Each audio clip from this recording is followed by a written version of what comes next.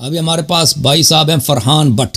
السلام علیکم فرحان صاحب, خیریت سے ہیں انشاءاللہ؟ ٹھیک ہیں آپ کا مائکروفون آف ہے, مائکروفون اپنا کھول دیں بھائی, آپ نے خود بند کیا ہوا, آپ کھل گیا جی. خیریت سے ہیں انشاءاللہ؟ مائکروفون اپنا کھول دیں فرحان بھائی, پھر بند ہو گیا آپ. جی میں نے نکال دیا صاحب. السلام علیکم ورحمۃ اللہ. علیکم السلام. علیکم السلام. خیریت سے ہیں؟ الحمدللہ محترم, میں ٹھیک ٹھاک, آپ سنائیں خیریت سے ہیں؟ اللہ تعالیٰ کا بڑا احسان ہے. کہاں سے کال فرمایا آپ نے فرحان بھائی؟ میں لاہور پاکستان سے. Thank you sir. داڑھی تو آپ کی بڑی ہے, مولوی ہیں کیا؟ ہاں جی سر. ماشاء اللہ. اصل میں 2009 میں اہل حدیث کو میں نے جوائن کیا. اس سے پہلے میں اہل سنت والجماعت ریلوی سے تعلق تھا میرا, کیونکہ میں نے اپنے آپ کو تھوڑا سا اس میں ریسرچ میں آیا تو لوگوں نے مجھے بولا کہ آپ جو ہے نا ریسرچ کریں, آپ کا نماز کا طریقہ جو ہے نا وہ حنفی ہے, حنفی طریقہ جو ہے نا وہ اس میں ہمیں نہیں ہے. آپ جو ہے نا وہ جو رسول اللہ صلی اللہ علیہ وسلم کی جو صحیح جو نماز ہے نا اس کو اپنائیے. کچھ جو دوست احباب تھے میرے وہ اہل حدیث تھے, اور جہاں میں جاب کرتا تھا وہاں پہ انہوں نے مجھے گائیڈ کیا قرآن پاک کی تفسیر, قرآن پاک, اور انہوں نے یہی بولا تھا کہ جو چیز آپ کو قرآن پہ ملے اور جو صحیح حدیث میں ملے آپ نے اس کو مانا. ٹھیک ہے سر. اور میں نے اس کے حساب سے پھر اپنے آپ کو جو ہے نا وہ کیا اسے کہتے ہیں کہ ریسرچ شروع کی. تو میں نے دیکھا کہ اہل حدیث لوگوں کو میں نے کافی پاس پایا. اس وجہ سے محترم جناب میں جو ہے نا وہ آج نماز کا جو طریقہ ہے نا وہ میں اہل حدیث کی طرف. اب میں جس علاقے میں رہتا ہوں ہمارے علاقے میں مسجد بھی ہے اہل تشیعوں کی, تو میں نے مولانا اسحاق صاحب کو بھی سنا کافی. تو مولانا اسحاق صاحب نے جو ہے وہ ہمارے اہل حدیثوں کے بہت بڑے عالم تھے, ان کے جنت الفردوس میں جگہ تھے, اب وفات پا چکے ہیں. ان سے تقریر میں نے سنی اور ان کی تقریر میں مجھے یہ ملا کہ انہوں نے بولا کہ یار سب لوگ جو ہے نا وہ مسلمان ہیں, یہ جو فرقہ جو بنائے گئے نا یہ ہمارے اپنے بنائے گئے, بعد میں بنے. اچھا محترم, میرے سوالات ہیں کچھ اہل تشیع کے بارے میں. میں اہل تشیع کی مسجد میں 3-4 مسجدوں میں گیا ہوں, مجھے وہ میرے مطابق مجھے تسلی بخش میرے جواب میں. میں آپ کو سنتا رہتا ہوں, آپ کو یوٹیوب پہ سنتا رہتا ہوں میں, تو میری دلی خواہش ہوئی کہ میں آپ سے بات کروں, تو اللہ نے آج بہت مہربانی آپ کی, بہت مہربانی. سر میں اپنا سوالات سر میں شروع کروں سر؟ بسم اللہ بسم اللہ. اچھا سر, پہلا میرا سوال یہ ہے کہ اہل تشیع میں کافی چیزیں جو ہیں وہ ثابت ہیں ہماری کتب سے سر. اب ایک چیز ہے جی ماتم. یہ ماتم کہاں سے ثابت ہے سر؟ یہ تو بدعت نہیں ہے کیا؟ کیونکہ ماتم جو ہے وہ نہ رسول خدا صلی اللہ علیہ وسلم کے دور میں ہوا, نہ کسی صحابہ کے دور میں ہوا, نہ امام حسین کے دور میں ہوا. پھر یہ کب سے سر شروع ہوا؟ تو کیا یہ اسلام کے بعد کی آنے والی بات یہ چیز نہیں ہے کیا؟ دیکھیں یہ کہ رسول پاک صلی اللہ علیہ وسلم امام حسین علیہ السلام کے دیکھیں پہلی بات یہ ہے کہ ماتم کی وجہ نہیں بنتی ہے رسول پاک صلی اللہ علیہ وسلم کے حیات اقدس میں. آپ سن لیں, آن لائن سن لیں, میں واپس آتا ہوں آپ کی طرف 1 منٹ کیونکہ آپ کو سنائی دے, تو آپ تسلی سے سن لیں. دیکھیں رسول پاک صلی اللہ علیہ وآلہ وسلم کے حیات اقدس میں امام حسین علیہ السلام زندہ ہیں, ابھی مصیبت نازل نہیں ہوئی ہے ان کے فرزند پر. لیکن لذا اگر رسول پاک صلی اللہ علیہ وسلم اس وقت بہت زیادہ شدید طور پہ ماتم کا اظہار نہ کریں تو یہ سمجھنے والی بات ہے, ابھی مصیبت نازل نہیں ہوئی. لیکن آپ کے کتب میں بہت ہے کہ رسول پاک صلی اللہ علیہ وسلم زور زور سے وہ روتے تھے امام حسین علیہ السلام کی مصیبت. خاک کربلا جبرائیل ان کے لیے لے کے آتا تھا اور خاک کربلا کو وہ چومتے تھے, روتے تھے, بلند آواز سے روتے تھے, صیحہ نکال کے روتے تھے. یہ سب آپ کے کتب میں موجود ہے.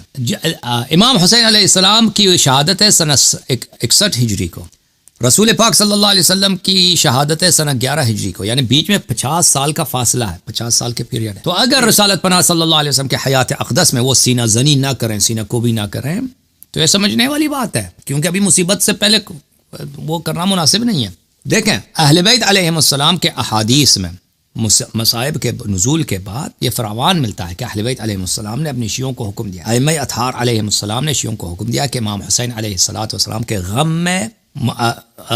غم کا اظہار کریں اور مجالس کا انعقاد کریں, اور اس میں جو مرثیے والے اشعار ہیں اس کو پڑھا کریں اور رویا, اور اس غم میں بے قراری کا اظہار کریں, یعنی جزع کا اظہار کریں.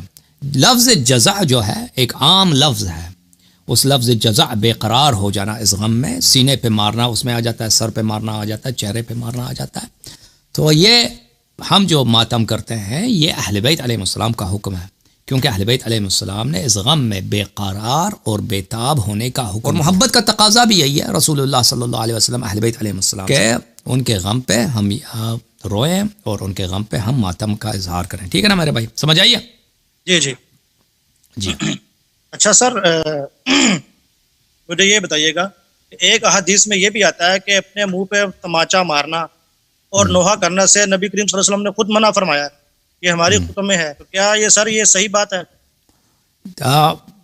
دیکھیں مجھے نہیں معلوم آپ کی کتب میں کیا، اس مسئلے پہ بھی میرے ذہن میں نہیں ہے کہ آپ کی کتب میں ہوگا، وہ عام لوگوں کے لیے ہے، عام لوگوں کے لیے ہے، لیکن امام حسین علیہ السلام کے غم میں اہل بیت علیہم السلام نے اور اپنے غم میں بے تابی کا، بے قراری کا انہوں نے حکم دیا ہے، جی ہاں، اپنے شیعوں کو.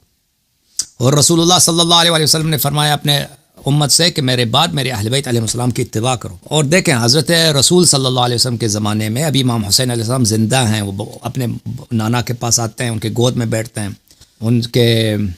ان سے گفتگو کرتے ہیں، رسول اللہ صلی اللہ علیہ وسلم روزانہ ان کو چومتے ہیں. ابھی جو ہے نا ان کے حیات میں چہرے پہ مارنے کی کوئی بات ہی نہیں آتی ابھی، لیکن امت نے جو اہل بیت علیہ السلام کے ساتھ کیا ہے، رسول اللہ صلی اللہ علیہ وسلم کے اہل بیت کے ساتھ، ان کے بیٹیوں کے ساتھ، ان کے نواسوں کے ساتھ، ان کے نواسیوں کے ساتھ اسیر بنا کے کیا، تو یہ تو اس میں چہرے پہ مارنا، اس میں ہر قسم کا غم کا اظہار کریں وہ کم ہے.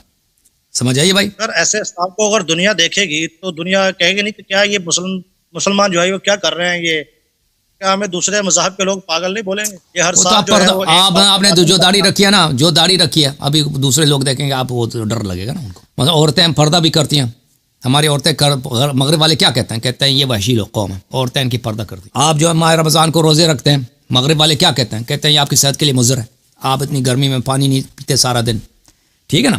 ہم تو دیکھیں، ہم تو یہ کہ دوسرے کیا کہتے ہیں وہ اس سے کوئی کام کب یہ ملا کے بنا ہے. کافر جو کفر میں رہتے ہیں، جو جہالت میں رہتے ہیں، شراب پیتے ہیں، خنزیر کھاتے ہیں، ان کی فکر جو ہے شریعت کا معیار ہو، یہ کوئی بات ہوئی بھائی؟ ٹھیک ہے نا. ہم نماز پڑھتے ہیں، ان کی پرواہ نہیں کرتے کہ وہ کیا کہتے ہیں. ہم ماہ رمضان میں روزے رکھتے ہیں، پرواہ نہیں ہوتی کہ وہ کیا کرتے ہیں. ہماری بہنیں، ہماری مائیں، ہماری بیویاں جو ہیں وہ پردہ کرتی ہیں، ہمیں پرواہ نہیں. کافر کیا کہتے ہیں، یہ کوئی ملاک ہی نہیں، وہ برا کہیں. ہم داڑھی رکھتے ہیں بھائی، کافر کہتے ہیں کہ داڑھی اچھی نہیں لگتی، شیو کرو. اب پھر ہم شیو کر دیں، یہ کوئی بات ہی نہیں ہوئی نا کہ کافر کیا کہتے ہیں. اور پھر کافر برا نہیں کہتے اس بات کو، ہم ماتم کرتے ہیں نا کافر. اب ہندوستان میں دیکھیں نا کتنے ہندو آتے ہیں ہمارے شیعوں کے پروگرام میں، کتنے ہندو آتے ہیں بھائی. ہندو جو ماتم کرتے ہیں، سینہ زنی کرتے ہیں. اب ہندو سے پکا کافر تو دنیا میں کوئی ہے نہیں نا. ہندو آتے ہیں مجلس میں، امام حسین علیہ السلام کے لیے روتے ہیں، کیونکہ وہ اس مجلس میں وہ کرامت دیکھتے ہیں، معجزات دیکھتے ہیں، نور ان کو ملتا ہے اہل بیت علیہ السلام کی ذکر میں. بڑے بڑے شاعر ہیں ہندو، اہل بیت علیہ السلام کی شان میں شعر کہتے ہیں، نوحے پڑھتے ہیں، وہ روتے ہیں. مجلس ہوتی ہے ان کا باقاعدہ دستہ نکلتا ہے عزاداروں کا. لکھنؤ وغیرہ میں ہندوؤں کا دستہ نکلتا ہے، روزہ عاشور عزاداری کرتے ہیں. تو یہ بات کہنا کہ کافر برا کہتے ہیں، نہیں، کافر کوئی برا نہیں کہتا بھائی. ہم نے دنیا میں میں کافروں کے درمیان رہا ہوں، کرسچن وغیرہ میں نے بہت دیکھے، وہ کوئی نہیں کہتے. پوچھتے ہیں کہ یہ کیا ہو رہا ہے بھائی، پوچھتے ہیں. شیعوں کو جب دیکھتے ہیں نا کسی نے زنی ہو رہی، وہ تو لازمی بات ہے، یہ کیوں ایسا کر رہا ہے. برا نہیں کہتے کہ یہ بری بات ہے. جب ہم ان کو ایکسپلین کرتے ہیں کہ بھائی یہ ایسا واقعہ ہوا سنہ 61 ہجری کو کہ امام حسین علیہ السلام کے ساتھ، ان کے بچوں کے ساتھ، تو وہ بھی روتے ہیں اللہ کی قسم. کافر کو بھی ہم جب سناتے ہیں نا، کافر روتے ہیں بیچارے، کافر عورتیں، کرسچن وغیرہ، عیسائی روتے ہیں امام حسین علیہ السلام کے غم میں کہ ان کے ساتھ کیا ہوا ہے. رسول صلی اللہ علیہ وسلم یہ بہت بڑا سانحہ ہے. ہاں، تو یہ کہنا کہ وہ لوگ اس کو برا کہتے ہیں، یہ پہلی بات ہے. اگر برا کہہ بھی دے نا، یہ کوئی ملاک نہیں ہے، پھر وہ برا نہیں کہتے بھائی. ہاں، وہابی وغیرہ برا کہتے ہیں نا، وہابی سلفی لوگ جو ہے نا یہ برا کہتے ہیں، لیکن وہ معاویہ کی محبت میں، یزید کی محبت میں برا کہتے ہیں. اللہ یار صاحب، ایک اور سوال تھا میرا. جی اور چیزیں سر جس میں ہم اتفاق کرتے ہیں سر، ٹھیک ہے، میں نے بھی اتفاق کیا کیونکہ میں ریسرچ کی اب اس وقت تھوڑا سا اس میں آ گیا ہوں. جی، ریسرچ میرے یہاں تک پہنچے کہ ہمارے اہل تشیع بھائی بھی کافی چیزیں بالکل ٹھیک بولتے ہیں جو ہماری کتب سے مل رہی ہیں. تو اب کیونکہ ہماری کتب سے ثابت ہے، پھر آپ بھی انہی کا حوالہ دیتے ہیں، ہم مان جائیں. ٹھیک ہے نا سر؟ آپ ہماری کتب سے اس لیے حوالہ دیتے ہیں نا کہ ہم مانیں، کیونکہ وہ ہماری نظر سے کبھی گزری نہیں ہوتی. تو آپ اس کو ہائی لائٹ کرتے ہیں اور ہماری نظر میں جو ہے وہ پہنچ جاتا ہے. اب بعض اوقات ایسی احادیث بھی ہیں جو سر آپ کے عقیدے کے مطابق نہیں ہوتی، پھر آپ سر ان کو کیوں نہیں مانتے؟ آپ پھر ان کو بھی مانا کریں. تو آپ لوگ جو ہے نا خود بھی اپنے سارے احادیث کو نہیں مانتے نا. دنیا میں تو کوئی ایسا قوم نہیں ہے کہ وہ کہہ دے کہ دنیا میں جتنی احادیث ہیں سب کے سب احادیث کچھ صحیح ہیں کچھ جھوٹی ہیں. تو دیکھیں میرے بھائی، دیکھیں جو دنیا میں مسلمان جو نبی صلی اللہ علیہ وسلم کے نواسے کو قتل کر سکتے ہیں پیاسے اور تشنت دہن کے ساتھ، ان کا سر ذبح کر سکتے ہیں، اور پھر ان کا سر مبارک جو ہے نیزیب کے نوک پہ لگا کے ایک شہر سے دوسری شہر، دوسری تیسری شہر یہ لے جا سکتے ہیں علن. مسلمانوں نے کیا نا, کفار تو انہوں نے نہیں کیا. تو وہ نبی صلی اللہ علیہ وسلم پہ جھوٹی حدیث نہیں باندھ سکتے, جھوٹی حدیث نہیں باندھ سکتے. یہ کون سا مشکل کام ہے؟ جو نبی صلی اللہ علیہ وسلم کے نواسے کو قتل کر سکتے ہیں, وہ اپنی سیاست کے لیے ان کو ذبح کر سکتے ہیں, وہ ان کے پاس درباری ملا اتنے نہیں ہیں کہ ایک دو نہیں ہزاروں کی تعداد میں اپنے مفاد کے لیے وہ احادیث بنوا دیں. بالخصوص وہ سیاسی احادیث اہل بیت علیہ السلام کا حق تلفی ہوتی ہو اور دوسروں کا جو حکومت ہے وہ صحیح بنتی ہو. بالکل ضرورت ہے, یہ تو ایک ضرورت ہے. ابھی آپ کے پاکستان میں جو سسٹم ہے, جو نظام ہے, جو حکومت ہے, وہ اپنے مفاد میں اخبارات میں وہ کتنے بیانات دلوا سکتا ہے. ان کے لیے کوئی مشکل ہے پاکستانی حکمرانوں کے لیے کہ اگر انہوں نے کوئی پالیسی اپنانی ہو تو اخبارات میں کسی سچی بات کو جھوٹ پہ کے طور پہ ظاہر کر دیں. روزانہ ہوتا ہے یہی ہے بھائی کہ میڈیا پہ کوئی ایسی بات, کوئی ایسا کسی سے بیان دلوا دے یا کوئی ایسا کام کر دے جو جھوٹ ہے, سچ نہیں ہے, یا سچ کو کمرنگ کر دے, یا جھوٹ اور سچ کو ملا کے ایسا پروپیگنڈا کرے جو لوگوں کو غلط تاثر دیا جائے کسی بات کا. یہ تو بہت عام سی چیز ہے. لذا ہم آپ کے احادیث کو نہیں مانتے, ہم صرف صرف ان احادیث کو مانتے ہیں جو قرآن کے موافق ہے, جو اہل بیت علیہ السلام کے اقوال کے موافق ہے. جو آپ کی وہ احادیث جو قرآن اور اہل بیت علیہ السلام کے اقوال کے مخالف ہے, ہم ان کو نہیں مانتے. ٹھیک ہے نا, کیونکہ رسول اللہ صلی اللہ علیہ وسلم نے فرمایا کہ میرے بعد کس کی اتباع کرو؟ قرآن اور اہل بیت علیہ السلام کی.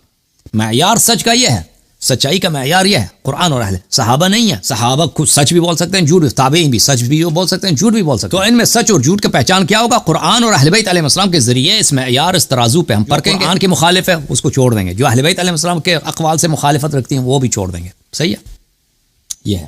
مزید فرحان بھائی. محترم میرا اگلا سوال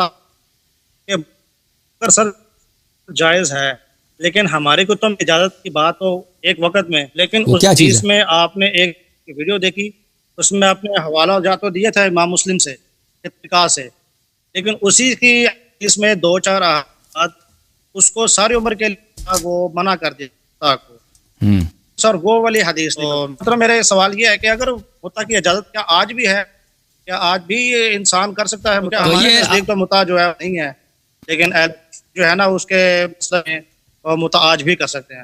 آیا کہ سر یہ انسانی عقل کے بھی خلاف نہیں ہے یہ بات؟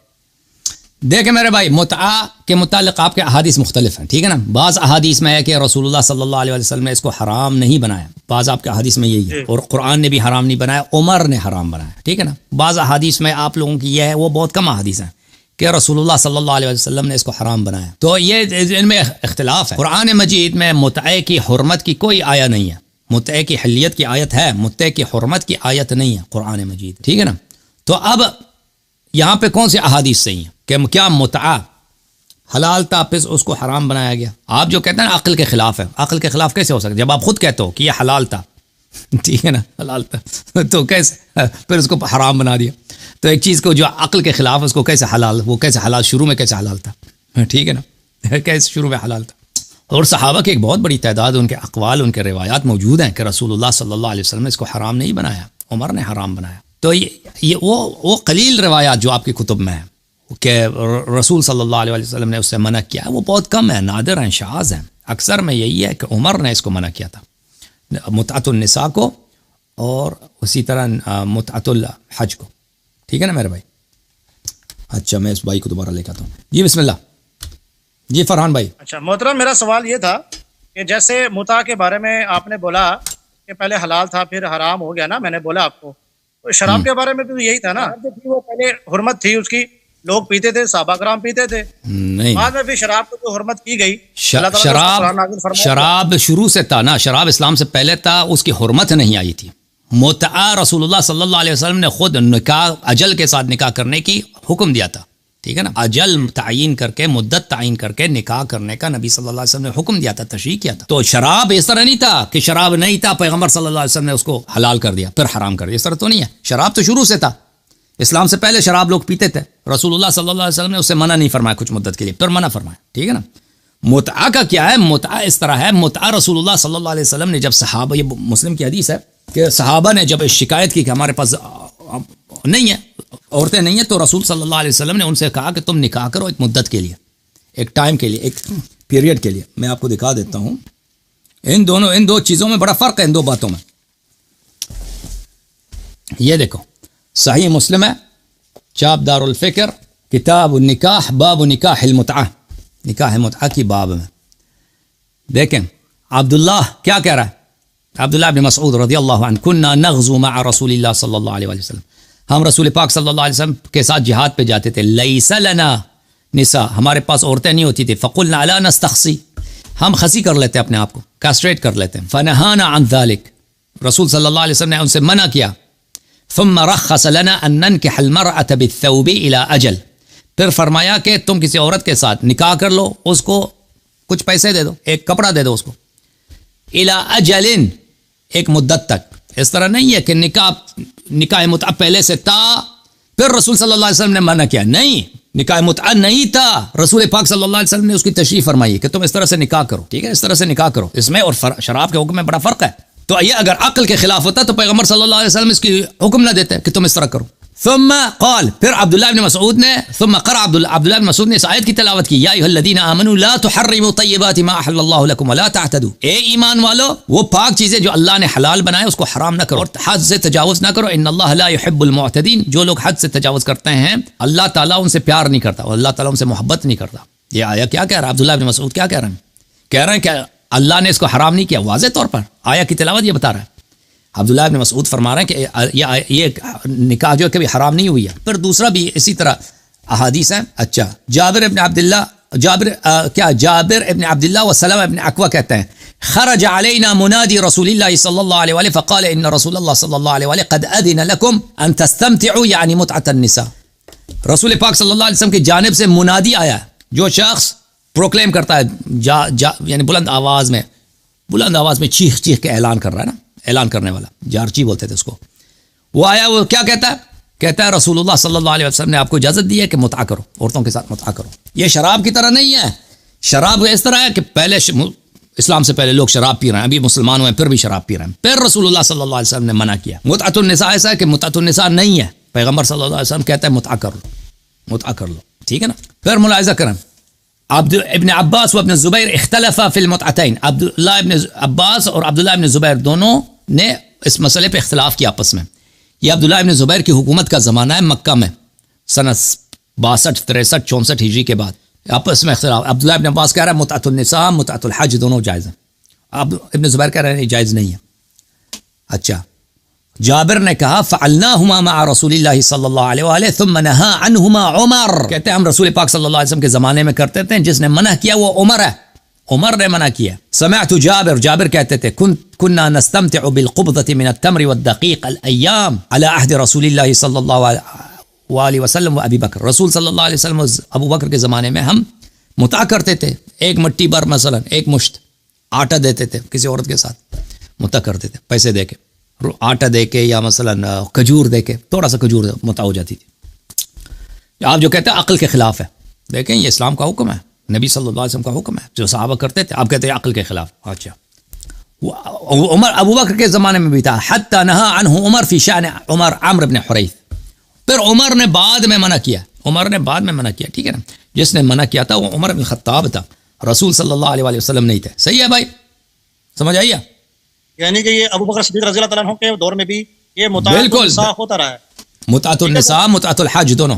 اچھا محترم، میرا سوال ختم ہو گیا بھائی، سوال آپ کے؟ نماز کا طریقہ سر مجھے بتا دیجیے.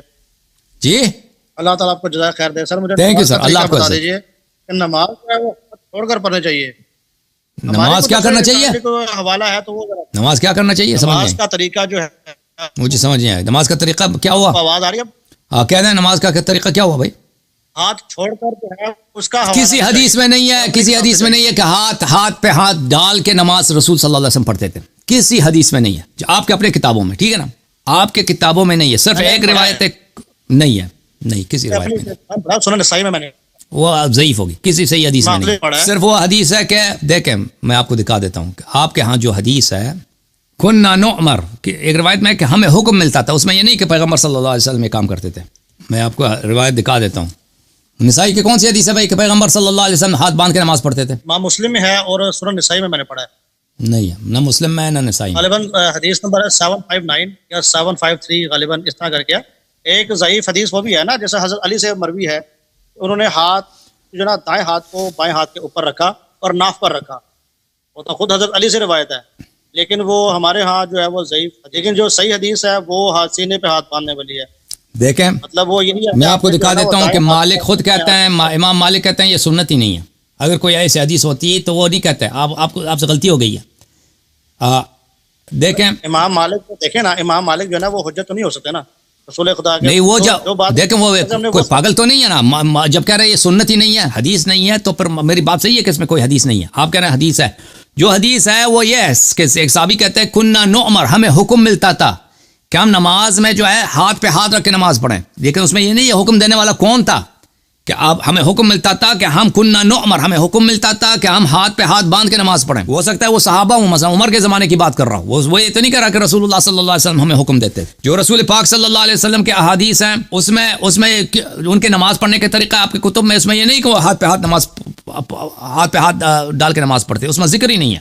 اسی لیے دیکھیں میں آپ کی خدمت میں عرض کروں، یہ المدونہ، ایک منٹ بھائی، المدونہ الکبریٰ، یہ کتاب ہے المدونہ الکبریٰ لمالک ابن انس، چاپ دار الکتب العلمیہ. دیکھیں الاعتماد فی الصلاة والاتکاء وضع الید علی الید، صفحہ نمبر 169 ہے. اس میں کیا فرماتے ہیں مالک؟ وقال مالک سے کسی نے پوچھا فی وضع الیمنى علی الیسرى فی الصلاة، کہ ایک ہاتھ کو دوسرے ہاتھ پہ نماز پہ رکھیں. قال لا اعرف ذلك فی الفریضہ، کہتا ہے مجھے یہ نہیں معلوم، مجھے کوئی ایسی حدیث سنت نہیں ملی کہ نماز فریضہ میں ایسی چیز ہوتی ہے.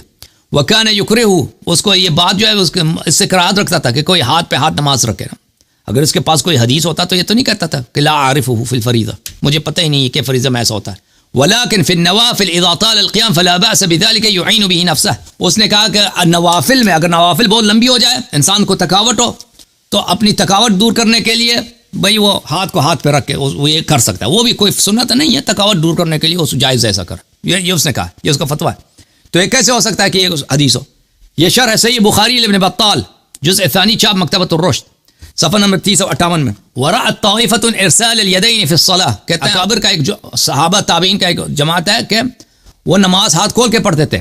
روی ذلک عن ابن الزبیر، عبداللہ ابن زبیر سے، حسن بصری سے، سعید ابن مسیب سے. ورأى سعید ابن جبیر رجلا يصلي واضعا يمينه على شماله فذهب فرق بينهما. سعید ابن جبیر جو اتنا بڑا محدث ہے بخاری مسلم میں اور اتنا بڑا مفسر ہے، ابن عباس کا شاگرد ہے، اس نے دیکھا ایک شخص ہاتھ پہ ہاتھ رکھ کے نماز پڑھا، وہ چلا گیا اس کے ہاتھ کو ہٹا دیا، ایک دوسرے سے ہٹا دیا، ہاتھ کھول دیا اس کے. اور یہ بھی مالک سے روایت کرے لا احبه في المكتوبه ولا باس به في النوافل من طول القيام. مالک نے بھی یہ کہا کہ مجھے یہ پسند نہیں ہے کوئی ہاتھ پہ ہاتھ رکھ کے نماز پڑھے، اور اگر نوافل میں کوئی کرنا چاہے کہ اگر وہ تھک گیا ہے تھکاوٹ دور کرنے کے لیے ہاتھ پہ ہاتھ رکھے تو کوئی بات نہیں ہے. یہ تو بہت ساری کتابوں میں، ٹھیک ہے نا.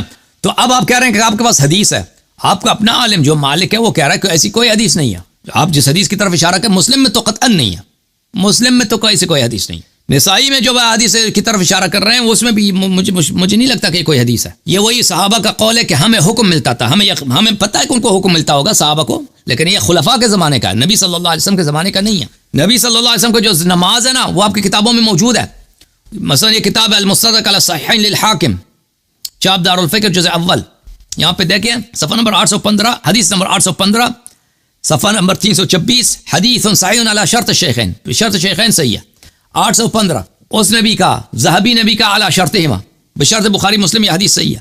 رسول اللہ صلی اللہ علیہ وسلم نے کہا کہ انہا لا تتم صلاة احد حتى يسبغ الوضوء كما امرہ اللہ عز وجل، کسی شخص کی نماز نہیں ہوتی مگر یہ کہ وہ اچھی طرح سے وضو بنائے، صحیح وضو بنائے جس طرح اللہ نے حکم دیا. اچھا وہ کیسا وضو ہے؟ یغسل وجهه ويديه الى المرفقین، اپنا چہرہ دھولے اور اپنے ہاتھ کوہنیوں کے ساتھ دھولے. وَيَمْسَحُ رَأْسَهُ وَرِجْلَهُ إِلَى الْكَعْبَيْنِ، اور اپنے سر کو مسح کرے اور اپنے دونوں پیروں کو کعبین تک، یعنی پشت پا، وہ جو پشت ہوتی ہے نا، پیٹھ ہوتی ہے، وہاں تک مسح کرے، پیروں کی اور سر کی مسح کرے. اچھا ثم يكبر، پھر اس کے بعد نماز میں پہلے تکبیرۃ الاحرام، ويحمد الله ويمجده، اللہ کا حمد و ثنا بیان کرے. ويقرأ من القرآن ما أذن له الله له فيه، اور جو سنت ہے کہ قرآن پڑھنا حمد سورہ وہ پڑھ لے. ثم يكبر ويركع، پھر تکبیر کہہ دے اور رکوع کر لے. کہاں ہے اس میں ہاتھ باندھنا؟ کہاں ہاتھ باندھنا؟ جب رکوع کرتا ہے وَيَضَعْ كَفَّيْهِ عَلَى رُكْبَتَيْهِ، جب وضو کرتا ہے تو رکوع کرتا ہے تو دونوں ہاتھوں کو، ہتھیلیوں کو اپنے گھٹنوں پہ رکھ دے. پھر وہ سجدہ وغیرہ کا طریقہ کار بتا لیتے ہیں نا.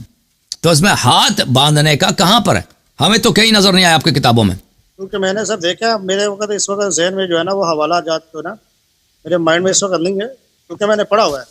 لیکن زیادہ تر احادیث جو ہے نا، اصل جو بات جو تھی نا وہ حضرت ابو بکر صدیق کے جو فرزند تھے ان کے بارے میں نے سنا ہے کہ وہ ہاتھ چھوڑ کر نماز پڑھا کرتے تھے، ٹھیک ہے نا؟ ان کے وہ حوالہ آپ کے ذہن میں ہے؟ کائنڈلی مجھے دے دیجیے ذرا.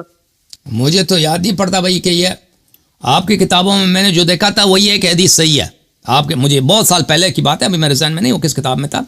اس میں یہی تھا کہ وہ ہاتھ پر ہمیں حکم ملتا تھا، صحابی کہتا ہے، لیکن وہ نہیں کہتا کہ ہم حکم دینے والا کون تھا، ٹھیک ہے نا. ہمیں حکم ملتا تھا کہ ہاتھ پہ ہاتھ رکھ کے نماز پڑھیں. رسول صلی اللہ علیہ وسلم سے آپ کے کتابوں میں نے کہیں تو نہیں دیکھا. ہو سکتا ہو، مجھے بہرحال مجھے جو یاد پڑتا ہے وہ نہیں ہے، کوئی حدیث نہیں ہے. چلو مان لیتے ہیں آپ کی بات کو. جی اچھا محترم، میرا ایک آخری اب سوال یہ ہے. جی آپ لوگ جو صحابہ کرام کو برا کہتے ہیں، لیکن اگر یہ سوچیں کہ وہ لوگ اتنے برے تھے، انہوں نے قرآن پاک میں کوئی حرف برابر بھی کوئی تبدیلی نہیں کی، اگر وہ برے ہوتے تو اپنے دور حکومت میں کر سکتے تھے یا نہیں؟ دیکھیں نا، ایک سوال پیدا ہوتا ہے نا مائنڈ. کیا سوال ہے؟ اگر وہ برے تھے تو ان کو دور حکومت ملا، ان کو آپ لوگ برا بلا کہتے ہیں، تو قرآن پاک میں تو کوئی حرف بحرف کوئی ایسی کوئی غلطی نہیں کوئی، کیونکہ جو چوری کرتے تھے ان کے ہاتھ بھی کٹے، زکوٰۃ بھی لوگوں نے دی، طرح کے معاملات ٹھیک گزرے. جب ان کے دور حکومت میں رسول خدا صلی اللہ علیہ وسلم کی جو شریعت تھی اس میں انہوں نے کوئی چینجنگ نہیں کی، سب چینج کیا، کیسے برا کیا؟ ٹھیک ہے سر. اور دوسرا سوال میرا یہ تھا اسی کے اندر، اسی حوالے سے کہ دیکھیں، اگر تو کافر تو نبی پاک صلی اللہ علیہ وسلم نے بھی کبھی نہیں کہا ان کو، ٹھیک ہے؟ اگر کافر تھے تو اللہ کو معلوم ہے اس بارے میں، ہمیں تو نہیں معلوم، ہم نے دیکھا نہیں، نہ آپ لوگوں نے کبھی دیکھا ان کی زندگی. اور اگر اللہ کی نظر میں کافر نہ ہوئے اور اگر ہم نے ان کو اپنی زندگی میں کافر کہنے لگے تو کیا سر ایک حدیث میں ہم کافر نہ ہو جائیں گے؟ ایک حدیث میں آتا ہے نا کہ دیکھیں رسول اللہ صلی اللہ علیہ وسلم کے احادیث میں، دیکھیں ہمارے کتب میں یہ تو بہت زیادہ ہے. دیکھیں آپ لوگوں کی جو احادیث ہیں یہ دربار کی جمع شدہ احادیث ہیں، ٹھیک ہے نا. آپ کا جو مذہب ہے یہ خلافت کا مذہب ہے، بنی امیہ بنی عباس کے دور کے آپ کے محدثین سب ان کے علماء ہیں، درباری علماء ہیں، تو لازمی بات ہے یہ ان کے سیاست کے موافق حدیث نقل کریں گے. ان کے سیاست کے مخالف بات نہیں کر رہا سر، میں نے بنی امیہ کی بات، حضرت ابوبکر صدیق کی خلافت، حضرت عمر کی خلافت، حضرت عثمان، میں آپ کے احادیث کی بات کر رہا ہوں بھائی. آپ کے احادیث جو آپ تک پہنچی ہے نا، آپ کے احادیث ابوبکر کے زمانے میں تو نہیں لکھی گئی نا، بنی امیہ کے فلٹر سے اور بنی عباس کے فلٹر سے گزر گئے ہیں.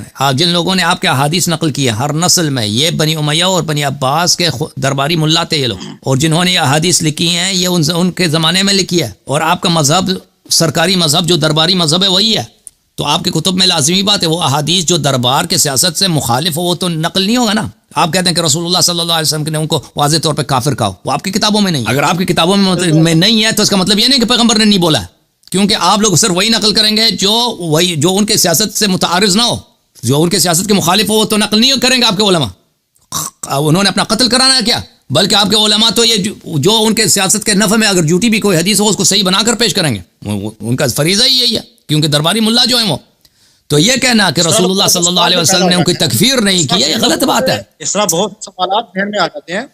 آپ کی کتابوں میں کس منافق کے متعلق یہ ہے کہ رسول اللہ صلی اللہ علیہ وسلم نے منافق کو منافق بولا ہے؟ اتنے آیات ہیں قرآن میں منافقین کے متعلق، کتنے احادیث ہیں آپ کے پاس کہ رسول اللہ صلی اللہ علیہ وسلم نے فرمایا یہ منافق جو اس آیہ میں اس کا مراد کون ہے، ٹھیک ہے نا. یہ تو نہیں ہے آپ کی کتابوں میں، یہ باتیں اگر آپ کی کتابوں میں نہیں، اس کا مطلب یہ نہیں کہ پیغمبر صلی اللہ علیہ وسلم نے بولا نہیں ہے. دیکھیں آپ کی کتابوں سے جو ہم آپ کے دیکھیں اگر ہم ثابت کرتے ہیں آپ کی کتاب سے کہ ابوبکر نے یا عمر نے رسول اللہ صلی اللہ علیہ وسلم کی توہین کیا بھائی، تو ختم ہے. ضروری نہیں ہے اب اس کے بعد ہم یہ بھی دکھائیں کہ توہین کرنے کے بعد پیغمبر نے نہیں بولا جی ہاں اس نے میرے توہین کی، یہ کافر، کیونکہ اس کی ضرورت ہے. ہمیں پتہ ہے کہ توہین کرنے والا کوئی بھی نبی کا صلی اللہ علیہ وسلم کا وہ کافر ہے، ٹھیک ہے نا.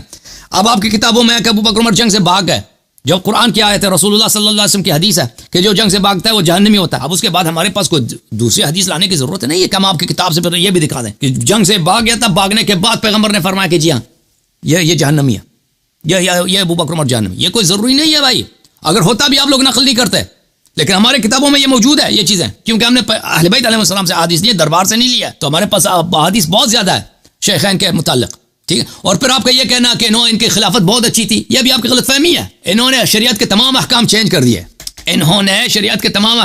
دیے، بھائی یہ دیکھو آپ کے خود صحابہ نے خود شہادت دی. یہ کتاب صحیح بخاری چاپ دار الفکر، یہ کتاب صفحہ نمبر 161 ہے، ملاحظہ کریں صفحہ نمبر 650 میں سمعت ام الدرداء تقول ام الدرداء کہتے ہیں ابو درداء میرے پاس آئے، وہ بڑے غصے میں تھے. قلت ما اغضبک، میں نے کہا کیوں آپ غضب میں ہیں؟ قال والله ما اعرف من امت محمد صلی اللہ علیہ وسلم شیئا الا انهم يصلون جميعا.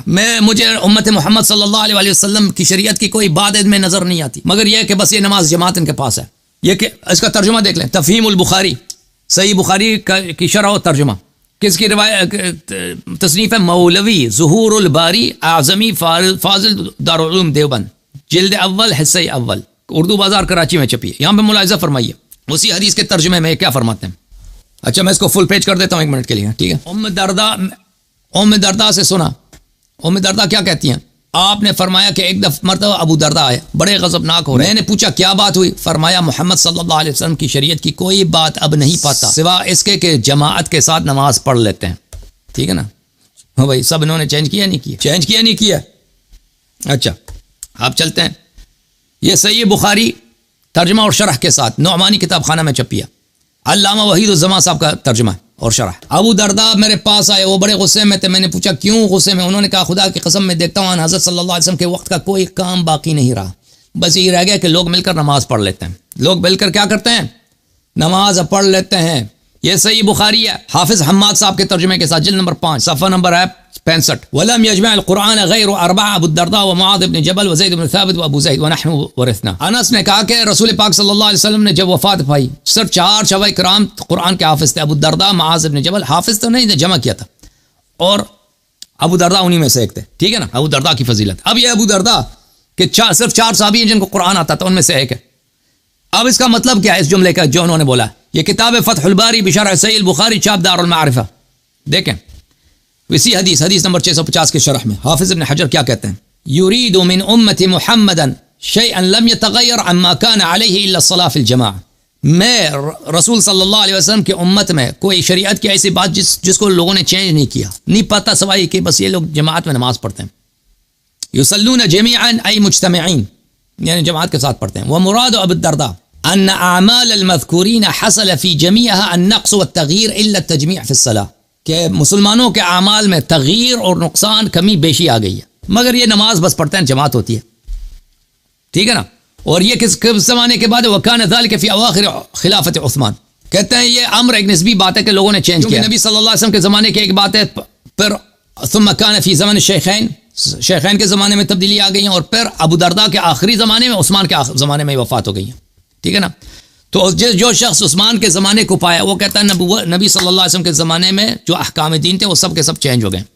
صحیح ہے بھائی؟ اور بھائی فرحان بھائی کافی ہے بھائی، سوال ہو گیا آپ کا؟ مزید کچھ کہنا؟ یہ سوال پہ آپ کی بات سے پیدا ہو گیا جو میں نے آپ سے پہلے کیا. آپ نے یہ حوالہ تو دیا اور آپ نے مانا، اور آپ مجھے بھی منوانے کی کوشش تو کی آپ نے ماشاءاللہ.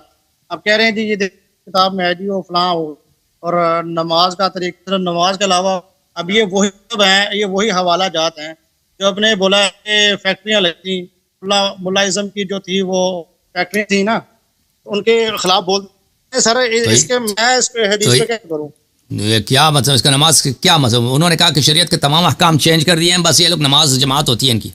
نہیں فرمایا کہ نماز صحیح ہے، نہیں فرمایا کہ نماز کو چینج نہیں کیا، بس نماز جماعت پڑھتے ہیں بس. یعنی صرف نام کے مسلمان ہیں، باقی ان کے سب احکام چینج کر دیے ہیں.